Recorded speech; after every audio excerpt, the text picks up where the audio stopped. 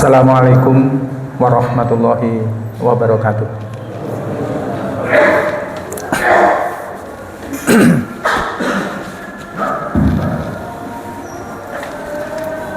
Allahu Akbar,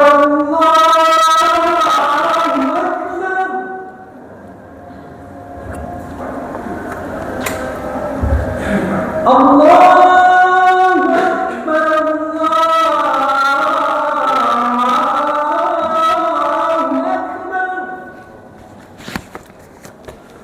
Asyhadu an la ilaha illallah.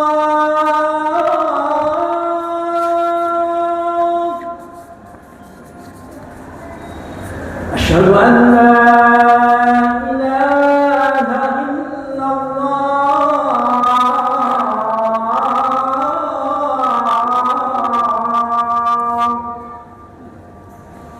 Asyhadu anna Muhammadar Rasulullah.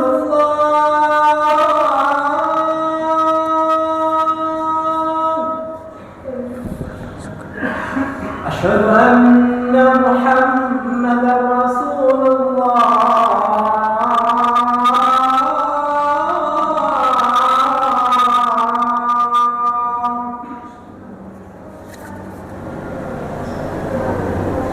Hayya 'ala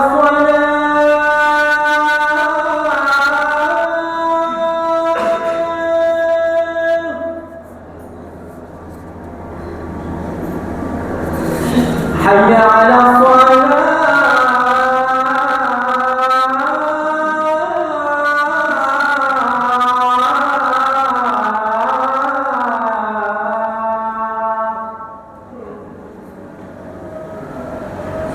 حي على الفلاح.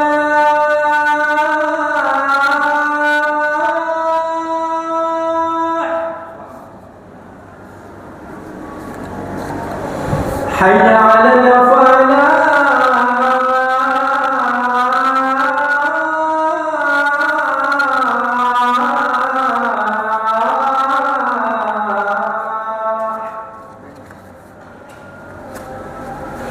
Allahu Akbar, Allahu Akbar.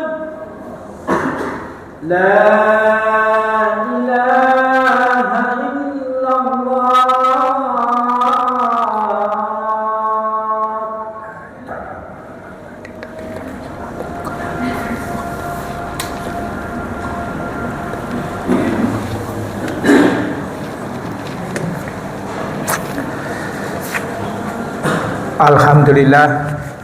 Alhamdulillahirabbil alamin. Nasta'inuhu wa nastaghfiruhu wa na'udzu billahi min syururi anfusina wa min sayyiati a'malina. May yahdihillahu fala mudhillalah wa may yudlilhu fala hadiyalah. Asyhadu an la ilaha illallah wahdahu la syarikalah wa asyhadu anna Muhammadan abduhu wa rasuluhu la nabiyya ba'dah. Allahumma sholli ala Muhammad wa ala ali Muhammad kama shallaita ala ali Ibrahim wa barik ala Muhammad wa ala ali Muhammad kama barakta ala ali Ibrahim innaka Hamidum Majid. Qala Allah ta'ala fil Qur'anil Karim, a'udzu billahi minasyaitonir rajim. Ya ayyuhalladzina amanu taqullaha haqqa tuqatih wa la tamutunna illa wa antum muslimun. Wa qala aidan, ya ayyuhalladzina amanu taqullaha wa qulu qawlan sadida yuslih lakum a'malakum wa yaghfir lakum dzunubakum wa may yuti'illaha wa rasulahu faqad faza fawzan 'azima. Wa ba'du ayyuhan nasi taqullah. Jamaah Jumat rahimakumullah. Pertama dan yang utama, marilah kita senantiasa untuk mensyukuri nikmat yang diberikan oleh Allah. Ketahuilah bahwa segala sesuatu yang melekat pada kita, berupa apa saja, itu adalah merupakan karunia yang diberikan oleh Allah Subhanahu wa taala.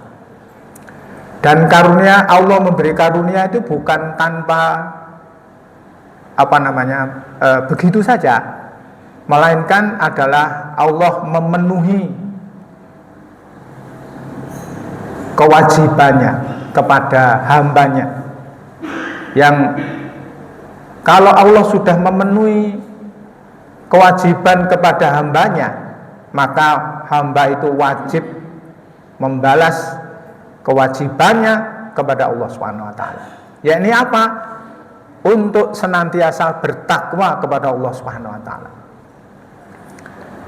Lalu karena itu apa yang diberikan oleh Allah kepada kita, marilah kita syukuri apapun adanya, menyenangkan tidak menyenangkan, banyak atau sedikit, tetap kalau kita mengaku sebagai orang yang beriman, selalu mensyukuri kepada Allah Subhanahu wa taala. Artinya apa yang diberikan oleh Allah kepada kita gunakan untuk bertakwa kepada Allah Subhanahu wa taala. Karena Allah Subhanahu wa taala sendiri sudah memerintahkan kepada kita, fatazawwadu fa inna khairaz zadi taqwa. Berbekalah kalian, karena sesungguhnya bekal yang paling baik di antara kalian itu adalah dengan bekal bertakwa kepada Allah.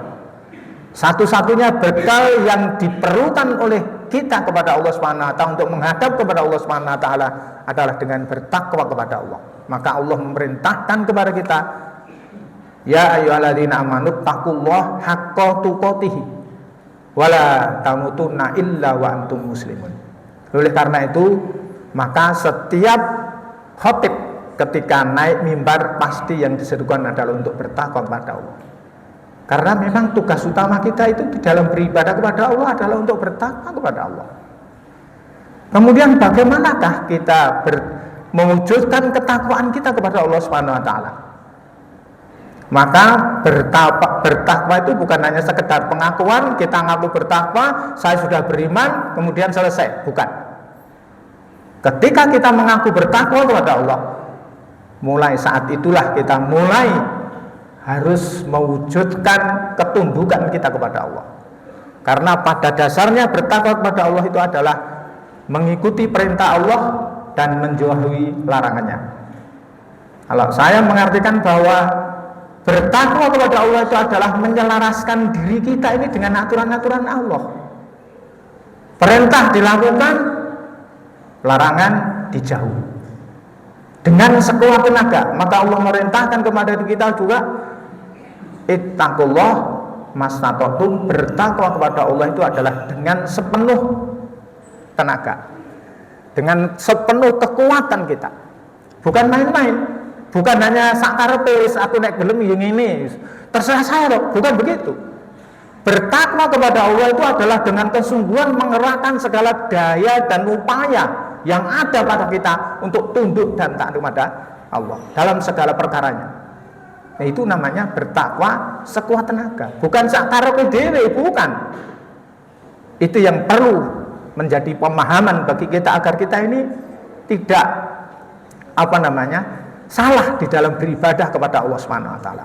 Lalu karena itu diperlukan bagaimana caranya bertakwa kepada Allah, bagaimana caranya beribadah kepada Allah. Semua ada ilmunya. Pada kesempatan hari ini saya sampaikan bahwa ilmu itu wajib dituntut atau wajib dipelajari sebelum kita mengatakan atau sebelum kita berbuat. Sebagaimana pada Sahih Bukhari, pada kitab Sahih Bukhari, Imam Bukhari membabkan al ilmu qoblal qaula wal amal. Ilmu itu sebelum perkataan dan perbuatan. Artinya apa? Bahwa sebelum kita mengatakan sesuatu, menyampaikan sesuatu atau mengamalkan sesuatu, maka kita harus mengilmui dulu apa yang kita amalkan itu, apa yang kita katakan itu. Apalagi tanggung jawab pokok kita beribadah kepada Allah, berarti beribadah kepada Allah itu harus pakai ilmu, bukan dengan persangkaan kita. Ya pokoknya ketoke kayak Pak Yai kan yang ngono itu, gitu ya. Tidak bisa begitu. Pertanggungjawaban kita kepada Allah itu adalah pribadi kita, bukan Pak Yai, bukan orang lain atau bapak kita, bukan. Semua adalah pertanggungjawaban kita kepada Allah Subhanahu wa taala. Ya kita pribadi. Oleh karena itu monggo dalam kesempatan ini, mumpung masih ada waktu dalam kehidupan kita, beramal itu harus dengan ilmu. Al ilmu qabla al qauli wal amal. Ilmu itu sebelum perkataan dan perbuatan. Maksudnya ketika kita mau beribadah harus tahu ilmunya. Apalagi ibadah yang pokok satu adalah untuk mengesahkan Allah.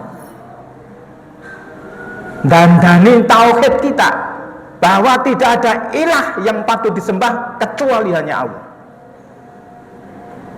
Jadi ibadah kita itu hanya satu kepada Allah, tidak boleh dibanding-bandingkan atau disertai yang lain. Ya aku ibadah kepada Allah, yo, katakanlah begitu. Ini kan sebagai perantara seperti orang-orang Quraisy dulu. Lata, Uzza, Manata itu adalah menurut mereka adalah sebagai wasilah atau sebagai sarana untuk sampai kepada Allah. Dia tahu dia menyembah Allah. Jangan dikira kafir Quraisy itu tidak menyembah Allah, maunya dia menyembah Allah, tapi melalui perantara-perantara mereka yang disebut sebagai Lata, Uzza, Manata dan lain sebagainya. Oleh karena itu kita bersihkan dulu akidah kita bahwa kita hanya menyembah kepada Allah. Artinya tunduk dan patuh itu hanya kepada Allah Subhanahu wa taala, yang lain-lain berikutnya. Sebagaimana Allah mengajarkan kepada kita di surat Muhammad ayat yang ke-19. Surat Muhammad itu adalah surat nomor 47. Fa'lam annahu la ilaha illallah. Fa'lam, maka ketahuilah, maka berilmulah, maka pelajarilah, annahu bahwasanya tidak annahu la ilaha illallah, tidak ada Tuhan yang patut disembah kecuali Allah. Maka untuk menyembah kepada Allah kita juga harus tahu ilmunya. Artinya apa? Menyembah itu atau beribadah kepada Allah itu tidak bisa disertai dengan perantara-perantara yang lain atau membanding-bandingkan yang lain sama dengan Allah. Kalau contoh mudah, misalnya tradisi orang Jawa, biasanya di perapatan itu kalau malam Jumat dikasih kembang, karena katanya untuk jogo danyange gitu ya. Begini ini, orangnya salat tapi itu musyrik. Tidak boleh disertai begitu. Maka itu pentingnya kita ini senantiasa mengilmui ibadah atau tata cara untuk beribadah kepada Allah Subhanahu wa taala. Termasuk mengesahkan kepada Allah. Tidak sembarangan. Jangankan begitu, riya itu saja adalah merupakan satu bentuk kemusyrikan yang dikhawatirkan oleh Rasulullah SAW. Saya khawatir umatku akan satu perbuatan yang mensekutukan kepada Allah. Loh, apa ya Rasulullah? Ya ini riya. Riya itu asirkul ashor, syirik yang kecil, syirik yang rendah gitu ya. Tapi itu syirik. Riya itu berbuat baik pengen dilihat orang. Salat iya, jamaah masjid iya, sregep gitu ya.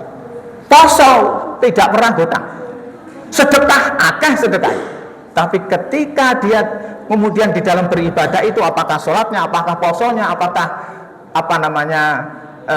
ibadah-ibadah yang lainnya, tapi biar dia dilihat oleh orang, nah itu namanya riya. Nah riya itu adalah asirkul aswar, padahal dia berbuat baik. Apalagi kalau lek-lekan atau lek-lekan kalau orang Jawa itu nyata-nyata kelihatan asok staman di perapatan biar selamat dan yang ben gak ngamuk seperti itu. Lah ini mensekutukan Allah. Oleh karena itu yang pertama adalah mari kita bersihkan penuhanan kita itu kepada yang lain-lain selain Allah itu kita singkirkan. Kita hanya beribadah kepada Allah, kita menyembahnya kepada Allah, kita tunduk hanya kepada Allah. Artinya ketika semua perkara tidak melawan atau tidak menyimpang dari aturan Allah, monggo silahkan. Tapi kalau menentang apalagi menyimpang dari aturan Allah, ya tidak patut untuk diikuti. Itu yang pertama. Jadi fa'lam annahu la ilaha illallah. Kemudian kenapa ilmu itu harus kita pelajari? Yang dasarnya pertama tadi adalah Surat Muhammad ayat yang ke-19. Kemudian maka dengan begitu fabada'a bil ilmi, maka dahului semua perkara kita dengan ilmu. Artinya ketika kita mau melakukan sesuatu, beribadah atau apapun, ya dilandasi dengan ilmu.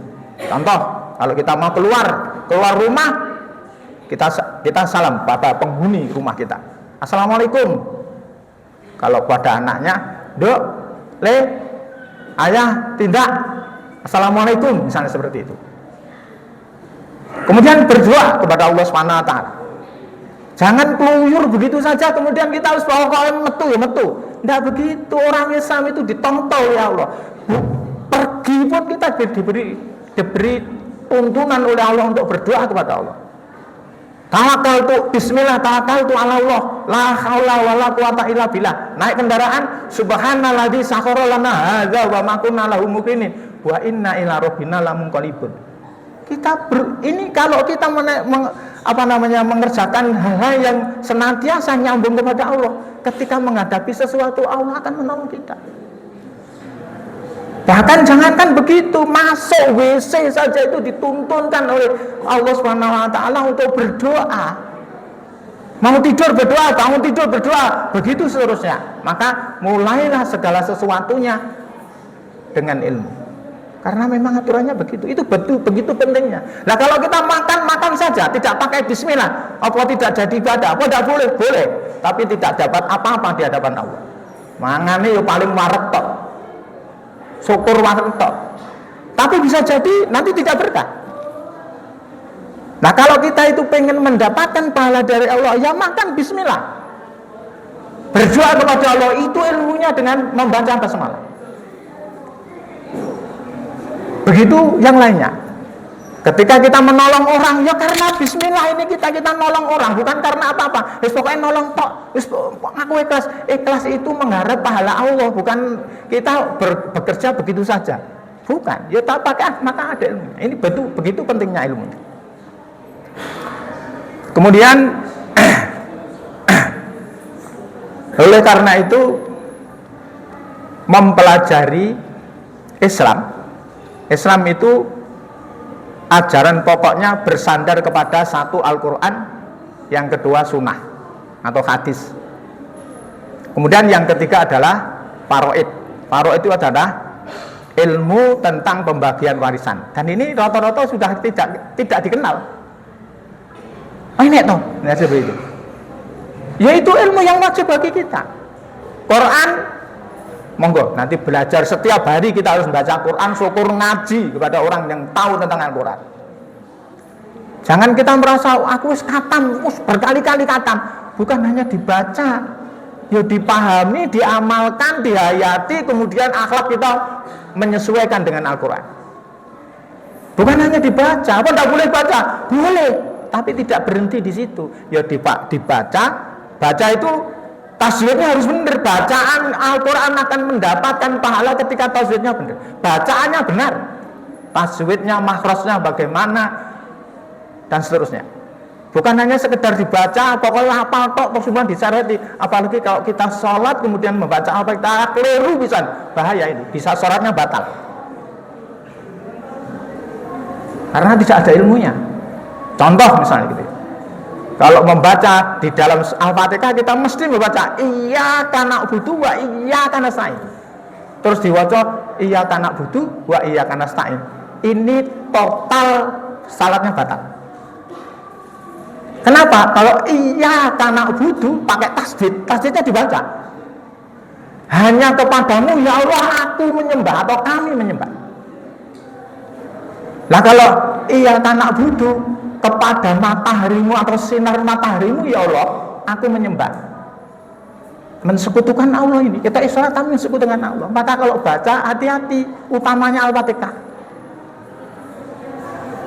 Loh tiba-tiba ngono maka ngaji, harus ngaji, bacaannya dibaca, pemahamannya dibaca, amalnya menggunakan pemahaman Al-Quran itu. Jadi itu begitu pentingnya ilmu. Kemudian Allah juga tidak membiarkan kita ketika kita mempelajari ilmu itu Tidak ada apa-apanya. Semua akan dihitung oleh Allah, akan dihargai oleh Allah Subhanahu wa taala. Jadi ketika kita mempelajari ilmu atau kita menuntut ilmu, maka Allah akan memberikan pahala yang banyak bagi kita. Bahkan dalam salah satu hadis Rasulullah SAW pernah bersabda, "Man salaka thariqan," barang siapa orang yang menempuh satu thariqan jalan, yatlubuhu bihi ilman, yang dia mencari ilmu padanya, sahalallahu lahu thariqan ilal jannah, Allah akan memudahkan jalannya orang yang menuntut ilmu itu tadi untuk masuk jannah. Ini penghargaan bagi Allah. Jadi pintu untuk masuk surga itu mudah ketika kita tahu ilmunya. Dengan apa? Salah satunya adalah ketika kita menuntut ilmu, berjalan untuk menuntut ilmu, thalabul ilmi, maka Allah akan memudahkan jalan kita untuk masuk surga. Apa enggak enak? Ini Allah itu perhatian sekali kepada kita. Sehingga mari dalam beribadah kita ini setiap hari kita untuk senantiasa melandasinya dengan ini. Kalau tidak pakai ilmu gimana? Ya tidak tahu, berarti ibadahnya ngawur. Kalau ibadah ngawur kira-kira gitu ya. Kira-kira kalau kita misalnya mempunyai suatu pekerjaan dikerjakan oleh orang, kemudian ada SOP-nya seperti ini atau prosedurnya seperti ini, kemudian dikerjakan wis pokoknya ora sesuai ndak apa-apa. Terus kira-kira gimana? Kita yang punya pekerjaan ini, padahal ini pekerjaan penting. Wah, gak apa-apa. Ya ini berarti orang sama ini berarti orangnya. Orang ndak punya prinsip. Dan ini semuanya bisa rusak kalau ndak punya prinsip itu. Maka itu pasti mendapatkan punishment, mesti dia nanti dihukum. Karena apa? Ini membangun itu tidak mudah. Ini biayanya akeh, ngawur akhirnya runtuh atau wambruk, ngebruk uang akeh, korbannya banyak sekalian. Kenapa? Karena tidak pakai ilmu, tidak ada prosedur. Pokoknya bangun, pokoknya ditemplek, enak botol dipasang, kemudian dilepo, kemudian dicat biar rapi, hanya begitu saja. Simpen kentek dinggoni. Lah kalau ini menyangkut nasibnya anak orang banyak, apa tidak membahayakan? Ya seperti itu. Ketika kita beribadah tanpa ada ilmunya, ya oleh Allah disebar begitu saja, wis gak direken. Itu begitu pentingnya ilmu. Apalagi di surat Al-Isra di ayat yang ke-36 Allah Subhanahu wa taala berfirman, "Wala taqfu ma laysa laka bihi ilmun. Innas sam'a wal basara wal fuada kullu ulaika kana anhu mas'ula." Wala taqfu ma laysa laka bihi ilmun. Jangan kalian mengikut begitu saja ketika kalian tidak tahu ilmunya. Inna sam'a, karena sesungguhnya pendengaran kita, wal basara, dan penglihatan kita, wal fuada, dan perasaan hati kita, kullu ulaika kana anhu mas'ula, semuanya akan diminta pertanggungjawaban oleh Allah Subhanahu wa taala. Jadi besok kita menghadap kepada Allah, telinga diminta pertanggungjawaban, mata diminta pertanggungjawaban, hati kita juga diminta pertanggungjawaban. Semuanya. Mulut sudah tidak bisa membela diri, tidak bisa. Mulut kita dikunci. Yang bicara nanti ya telinga akan bicara, mata akan bicara, hati akan bicara, kulit akan bicara, tangan akan bicara, digunakan untuk apa dan seterusnya. Yang bicara adalah mereka-mereka. Anggota badan kita akan bicara. Mulut kita tidak bisa berbicara. Mulut itu bisanya bicara ya di sini ini. Kalau di sana sebagai saksi sudah tidak pakai. Yang menjadi saksi ya nanti telinga kita, mata kita, tangan kita, kaki kita, kemudian hati kita dan seterusnya. Semuanya itu akan diminta pertanggungjawaban oleh Allah Subhanahu wa taala. Jangan kalian mengikut-ikutan kalau kalian tidak tahu ilmunya. Karena pendengaran, penglihatan dan hati kita akan diminta pertanggungjawaban oleh Allah Subhanahu wa taala. Termasuk di dalam sholat. Kalau tadi yang pertama adalah membenarkan tauhid, kemudian untuk ibadah yang utama dalam kehidupan ini setelah tauhid adalah sholat. Sholat itu adalah ibadah yang agung. Wala dzikrullahi akbar. Sholat itu adalah zikir kepada Allah yang agung, ibadah kepada Allah yang berupa zikir yang agung. Nah, oleh karena itu ketika sholat, ya kita jangan main-main. Ya kita harus tahu mengangkat tangan seberapa, itu juga harus tahu. Terus kalau sudah mengangkat tangan, memulai kemudian kita meletakkan tangan di dada atau mungkin tidak di bawah pusar gitu ya. Terus itu seberapa tangannya bentuk tempatnya di mana, dan itu ada ilmunya. Takbir itu juga ada ilmunya. Yang dibaca apa ketika iftitah, ada ilmunya semua. Apalagi baca Al-Fatihah, rukuk, sujud, kemudian semua ada aturannya, ada ukurannya. Jadi bukan hanya sekedar pokoknya moco, ya diwaca gitu aja, bukan. Ya ada ukurannya. Berapa banyaknya dalam rukuk dan sujud itu ada ukurannya, ada tuntunannya. Tidak bisa kemudian sewenang nanti dipanjang-panjangkan, makmumnya ngantek kekeselan. Padahal itu adalah orang tua, dan seterusnya. Ya tidak bisa begitu. Ya ukuran yang ditentukan oleh Allah seberapa. Maka Rasulullah SAW juga memesankan kepada kita, sholu kama ra'aitumuni sholli. Sholatlah kalian sebagaimana kalian melihat aku sholat. Artinya sholat itu menggunakan tuntunan Rasulullah SAW. Semoga apa yang kita sampaikan ini ada manfaatnya, dan semoga Allah melembutkan hati kita sehingga kita mudah diberikan hidayah oleh Allah, diberikan petunjuk oleh Allah SWT untuk bisa menjadi orang-orang yang bertakwa kepada Allah, dan semoga kita diselamatkan oleh Allah dalam kehidupan ini baik dunia wal akhirah, yang pada akhirnya moga-moga kita dikelompokkan oleh Allah menjadi hamba-hamba yang selalu tunduk dan taat kepada Allah. Kemudian kita dikelompokkan menjadi orang-orang yang bertakwa kepada Allah SWT.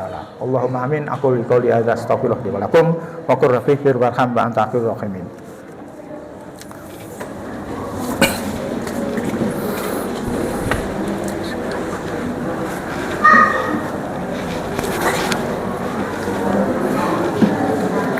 Alhamdulillah alladzi arsala rasulahu bil huda dinil haq liyudhhirahu 'ala dini kulli walau karihal kafirun walau karihal musyrikun. Asyhadu alla ilaha illallah wahdahu la syarika wa asyhadu anna Muhammadan abduhu wa rasuluh. Jamaah Jumat rahimakumullah, maka di Qobat Burdua ini mohon kepada Allah Subhanahu wa taala moga-moga perjalanan kehidupan ini kita senantiasa mendapatkan perlindungan dari Allah, diberikan hidayah dan petunjuknya Allah Subhanahu wa taala, sehingga kita diberikan kemudahan-kemudahan dalam mengarungi kehidupan ini untuk taat dan tunduk kepada Allah Subhanahu wa taala. Innallaha wa malaikatahu yusholluna 'alan nabi ya ayyuhalladzina amanu shollu 'alaihi wa sallimu taslima. Allahumma sholli ala Muhammad wa ala ali Muhammad kama shallaita ala Ibrahim wa barik ala Muhammad wa ala ali Muhammad kama barakta ala Ibrahim innaka Hamidum Majid. Allahumma ighfir lil mu'minina wal mu'minat wal muslimina wal muslimat al ahya'i minhum wal amwat innaka sami'un qaribun mujibud da'wat. Rabbana ighfir lana dzunubana wa kaffir 'anna sayyi'atina wa tawaffana ma'al abrar. Rabbana la tuzigh qulubana ba'da idh hadaitana wa hab lana min ladunka rahmah wa hayyi' lana min amrina rasyada wa tub 'alaina innaka at-tawwabur rahim. Allahumma faqihna fid din, Allahumma 'allimna al-kitab, Allahumma aslih lana fi dinina wa wasi' lana fi darina wa barik lana fi rizqina. Allahumma najjina minal qaumil zalimin wa najjina minal qaumil munafiqin wa najjina minal qaumil fasikin. Rabbana la tu'akhirna in nasina aw akhtana. Rabbana wala tahmil alaina isran kama hamaltahu ala alladziina min qablina. Rabbana wala tuhammilna ma la taqata lana bi wa huwana waghfir lana warhamna anta maulana fansurna 'alal qaumil kafirin. Wa sallallahu ala Muhammad wa ala alihi washabihi ajmain walhamdulillahi rabbil alamin. Aqimus shalah.